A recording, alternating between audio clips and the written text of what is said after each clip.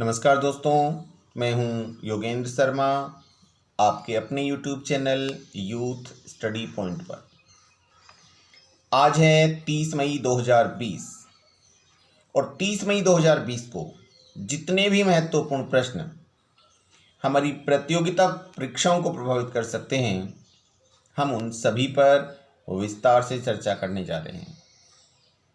आज की अपनी चर्चा प्रारंभ हो उससे पहले हम चलते हैं हमारे कल के प्रश्न की ओर। कल का जो अपना विशेष प्रश्न था वो था कैचअप कॉलिंग ऐप हाल ही में किसके द्वारा लॉन्च की गई है। वो विकल्प थे फेसबुक, गूगल, अमेज़न या ट्विटर। तो इसका सही उत्तर था फेसबुक। फेसबुक ने हाल ही में कैचअप कॉलिंग ऐप विकसित की है, लॉन्च की है। अब हम चलते हैं हमारी आज की वार्ता की ओर। यदि आपको ये वीडियो अच्छा लगे तो आप इसको लाइक ज़रूर करें। जिन्होंने अभी तक सब्सक्राइब नहीं किया है वो सब्सक्राइब भी कर लें और संपूर्ण जानकारी हेतु वीडियो में अंत तक बने रहें, क्योंकि अंत में एक प्रश्न पूछा जाएगा जिसका उत्तर आपको कमेंट बॉक्स में लिखना है और इसका उत्तर आपको कल बताया जाएगा। तो आज की वार्ता हम प्रारंभ करते हैं और आज का अपना पहला प्रश्न है, विश्व पाचन स्वास्थ्य दिवस कब मनाया जाता है। वो विकल्प हैं 29 मई, 28 मई, 30 मई या 27 मई। तो इसका सही उत्तर है विश्व पाचन स्वास्थ्य दिवस 29 मई को मनाया जाता है। अब प्रश्न ये उठता है कि मनाता कौन है। तो इसे WGO अर्थात वर्ल्ड गैस्ट्रोएंटेरोलॉजी ऑर्गेनाइजेशन द्वारा मनाया जाता है और इस वर्ष की इसकी थीम रखी गई है good microbiome, a global perspective. इसकी अब की बार की थीम है, दोबारा बोल रहा हूँ, गट माइक्रोबियम ए ग्लोबल पर्सपेक्टिव। इसकी इस वर्ष की थीम है। क्यों मनाया जाता है?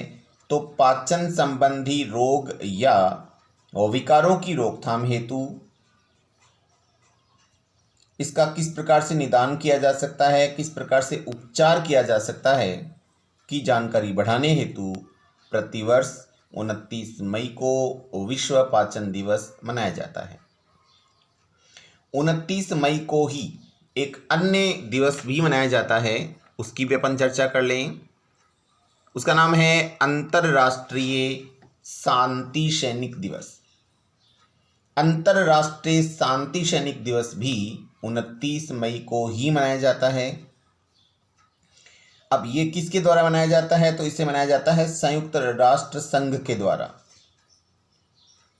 संयुक्त राष्ट्र संघ ने इस वर्ष की इसकी थीम रखी है वुमेन इन पीस कीपिंग, ए की ऑफ पीस, यानी पीस कीपिंग में औरत शांति की चाबी है। इस वर्ष की यह थीम रखी गई थी।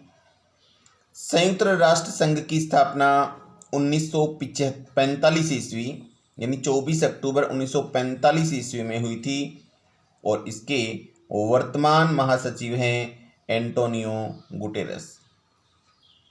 इसके बाद है आज का तीसरा प्रश्न। आज का अपना तीसरा प्रश्न है, बहुराष्ट्रीय सेवा नेटवर्क डिलाइट की रिपोर्ट के अनुसार वैश्विक चिंता सूचकांक में भारत का कौन सा स्थान है? पहला, दूसरा, तीसरा या चौथा? तो इसका सही उत्तर है पहला स्थान है।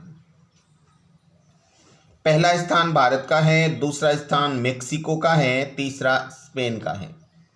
इन 3 स्थानों का निर्धारण हुआ है। इसमें 18 वर्ष से अधिक आयु के लोगों को शामिल कर global state of the consumer tracker सर्वेक्षण किया गया, जिसके तहत सबसे ज़्यादा चिंतित व्यक्ति भारत में रहते हैं? उसके बाद है आज का चौथा प्रश्न। चौथा प्रश्न है, पकड़ा नाम से अपने पहले स्टेल्थ बॉम्बर के विकास की शुरुआत हाल ही में किस देश ने की है? विकल्प हैं अमेरिका, रूस, चीन या भारत। तो इसका सही उत्तर है रूस। रूस ने वर्तमान में अपनी सेना का तेज गति से आधुनिकीकरण किया है और पकड़ा भी आधुनिकीकरण का ही एक हिस्सा है। यह स्टेल्थ बॉम्बर एक ऐसी ही उन्नत तकनीक है। यह बम वर्षक Sukhoi Su-57 supersonic fighter jet के बाद दूसरी पीढ़ी का लड़ाकू विमान है जिसे रूस ने निर्मित किया है। इसके बाद है आज का पांचवा प्रश्न। पांचवा प्रश्न है, भारत ने किस देश के साथ आर्टिफिशियल इंटेलिजेंस के माध्यम से कोविड-19 के निदान हेतु संयुक्त अनुसंधान व विकास पर चर्चा की है? यानी किस देश के साथ आर्टिफिशियल इंटेलिजेंस के माध्यम से कोविड-19 के निदान हेतु चर्चा की है और अनुसंधान व विकास पर भी चर्चा की है? विकल्प हैं इजराइल, अमेरिका, जापान और उत्तरी कोरिया। तो इसका सही उत्तर है इजराइल। इजराइल के साथ भारत ने वार्ता की है। इजराइल के प्रधानमंत्री हैं नेतन्याहू। इसके बाद है आज का छठा प्रश्न। छठा प्रश्न है, WHO ने कोविड-19 से निपटने हेतु किस फाउंडेशन का गठन किया है? विकल्प हैं WHO corona foundation, WHO foundation, विश्व फाउंडेशन या इनमें से कोई भी नहीं। तो इसका सही उत्तर है एक नंबर WHO कोरोना फाउंडेशन। क्यों किया है इसका गठन? तो इस फाउंडेशन द्वारा कोविड-19 से निपटने के लिए विश्व स्तर पर एक फंडिंग की जाएगी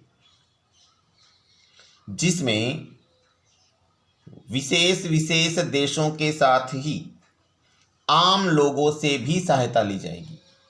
यानी अभी तक WHO केवल विशेष देशों से ही सहायता लेता था, लेकिन पहली बार ऐसा हो रहा है कि जब आम नागरिकों से, आम व्यक्तियों से भी सहायता ली जाएगी। WHO वर्ल्ड हेल्थ ऑर्गेनाइजेशन, जिसकी स्थापना 1948 में हुई और इसके वर्तमान अध्यक्ष हैं टेड्रोस अधानोम। इसके बाद है सातवां प्रश्न। मैथिल वीरांगना पुरस्कार किसे प्रदान किया गया है? मैथिल वीरांगना पुरस्कार किसे प्रदान किया गया है? ऑप्शंस हैं ज्योति को, लक्ष्मी को, प्रभा को या विमला को। तो सही उत्तर है ज्योति को। अब ज्योति कौन है? तो देखिए, लॉकडाउन के दौरान हरियाणा से बिहार अपने बीमार पिता को साइकिल पर ले जाने वाली बच्ची का नाम है ज्योति, जिसने हरियाणा से बिहार के दरभंगा में साइकिल पर बिठाकर अपने बीमार पति को जो लेकर गई थी, उस बच्ची का नाम है ज्योति और इसे ही मैथिल वीरांगना पुरस्कार प्रदान किया गया है। अब बिहार की बात है तो बिहार की राजधानी है पटना। मुख्यमंत्री हैं श्री नीतीश कुमार और राज्यपाल हैं फागू चौहान। आप जितने भी राज्यों के नाम आए उनके कम से कम राजधानी, प्रधानमंत्री, उनके मुख्यमंत्री और राज्यपाल, इन तीन का हमेशा याद रखेंगे क्योंकि बहुत बार मिलान करने वाले प्रश्नों में इस तरह के प्रश्न पूछे जाते हैं और ये याद तभी होंगे जब आप इनको बार बार रिवाइज करेंगे। उसके बाद है आज का 8वां प्रश्न। 8वां प्रश्न है, हाल ही में किस राज्य के प्रथम मुख्यमंत्री श्री अजीत जोगी का निधन हुआ है? विकल्प हैं झारखंड, छत्तीसगढ़, उत्तर प्रदेश और मध्य प्रदेश। तो इसका सही उत्तर है छत्तीसगढ़। छत्तीसगढ़ का गठन कब हुआ था? तो छत्तीसगढ़ का गठन हुआ था सन 2000 में। ये किस राज्य से अलग किया गया था? तो ये मध्य प्रदेश से अलग करके इसका गठन किया गया था। आपको पूछा जाए कि छत्तीसगढ़ की राजधानी, तो आप बताएंगे रायपुर।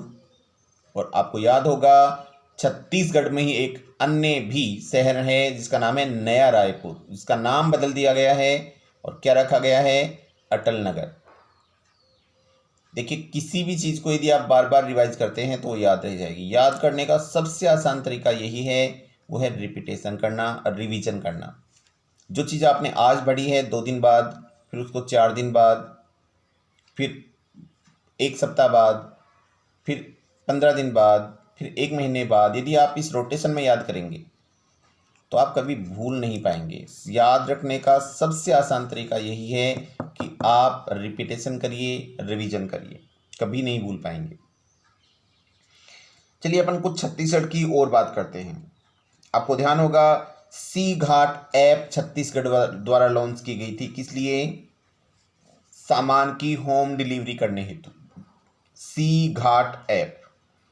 इसके अलावा पढ़ही तुम्हार द्वार ऐप भी लॉन्च की गई थी छात्रों के लिए।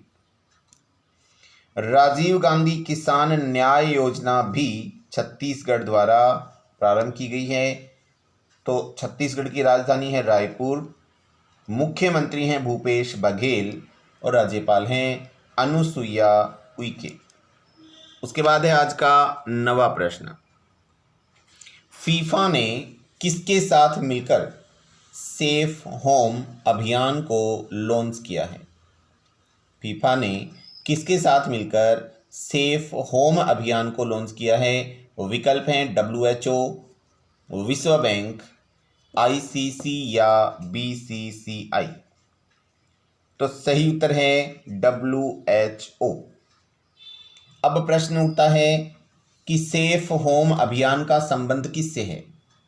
तो हम ज़्यादातर यही मानते हैं कि सेफ होम की यदि बात आती है तो शायद कोविड-19 से संबंधित होगा, लेकिन नहीं, इसका संबंध कोविड-19 से नहीं है, बल्कि लॉकडाउन के दौरान जो घरेलू हिंसाएं हुई हैं, उन घरेलू हिंसाओं को रोकने के लिए और उनका कारण जानने हेतु इस अभियान को लॉन्च किया गया है। ये माना जा रहा है कि 3 में से 1, विश्व की 3 में से 1 महिला लॉकडाउन के दौरान घरेलू हिंसा की शिकार हुई है और उसी के कारण जानने हेतु और उसको रोकने हेतु फीफा ने WHO के साथ मिलकर सेफ होम अभियान को लॉन्च किया है। WHO अभी अभी हमने बात की थी, वर्ल्ड हेल्थ ऑर्गेनाइजेशन, स्थापना 1948 और इसके प्रमुख हैं टेड्रोस अधानोवा। उसके बाद है 10वां प्रश्न। किस देश ने हाई एनर्जी लेज़र हथियार का सफलतापूर्वक परीक्षण किया है? ऑप्शंस हैं इजराइल, अमेरिका, जापान या उत्तरी कोरिया। तो इसका सही उत्तर है अमेरिका। अमेरिका ने एक हाई एनर्जी लेजर हथियार का सफलतापूर्वक परीक्षण किया है, जो कि हवा में उड़ते हुए विमान को भी आसानी से नष्ट कर सकता है, जला सकता है। आपको ध्यान होगा हाल ही में अमेरिका ने ओपन स्काई संधि को भी तोड़ दिया है। उसके बाद है आज का अपना 11वां प्रश्न। प्रधानमंत्री आवास योजना व मनरेगा के सफल क्रियान्वयन हेतु किस राज्य को राष्ट्रीय स्तर पर 11 पुरस्कार प्रदान किए गए हैं? विकल्प हैं राजस्थान, उत्तर प्रदेश, बिहार और पश्चिमी बंगाल। तो इसका सही उत्तर है 1 नंबर विकल्प राजस्थान। राजस्थान को प्रधानमंत्री आवास योजना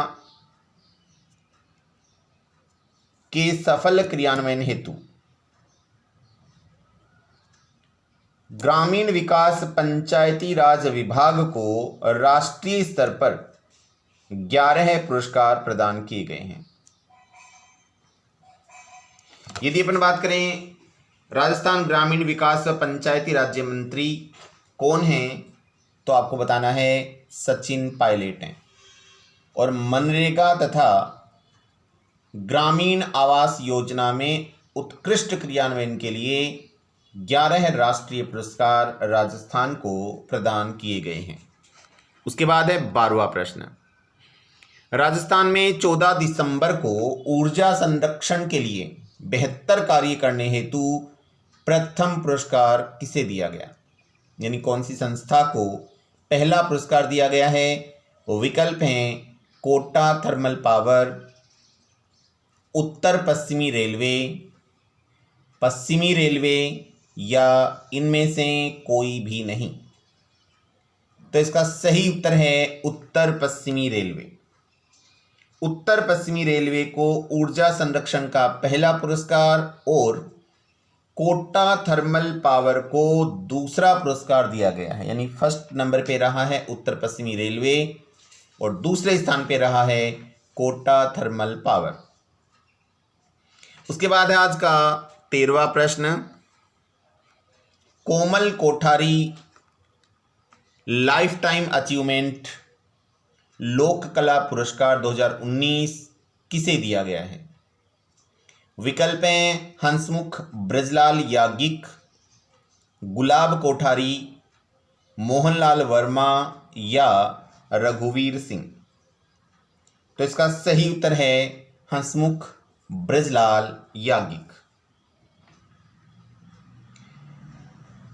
कोमल कोठारी की स्मृति में यह है लाइफ टाइम अचीवमेंट लोक कला पुरस्कार स्थापित किया गया था, जो कि पश्चिमी क्षेत्रीय सांस्कृतिक केंद्र उदयपुर द्वारा दिया जाता है, जिसकी स्थापना 1985-86 में हुई। पश्चिमी क्षेत्रीय सांस्कृतिक केंद्र कुल भारत में 7 हैं और राजस्थान में यह उदयपुर में है, जहां शिल्प ग्राम उत्सव मनाया गया था। और उसी शिल्प ग्राम उत्सव में हमारे राज्यपाल श्री कलराज मिश्र ने यह पुरस्कार हंसमुख ब्रजलाल याज्ञिक को प्रदान किया था। अब है आज का अपना वो विशेष प्रश्न, जिसका उत्तर आपको कमेंट बॉक्स में लिखना है। किस राज्य सरकार ने सभी नागरिकों का स्वास्थ्य डाटाबेस बनाने की घोषणा की है? विकल्प हैं राजस्थान, महाराष्ट्र, कर्नाटक और हरियाणा। इसी के साथ अपनी आज की वार्ता समाप्त होती है। आपका दिन शुभ रहे, आप स्वस्थ रहें। जय हिंद, जय भारत।